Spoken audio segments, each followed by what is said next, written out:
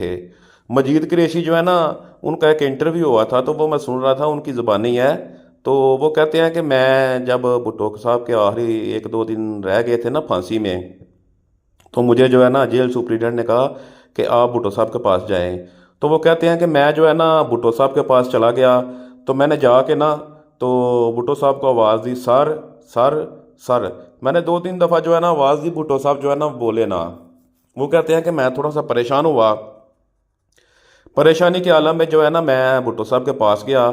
मैंने जाकर देखा कि भुट्टो साहब जो है ना वो सीधे लेटे हुए थे, और उन्होंने चादर ली हुई थी, और उनका पूरा जिस्म जो है ना मुंह से लेके पाँव तक, सर से लेके पाँव तक ढका हुआ था।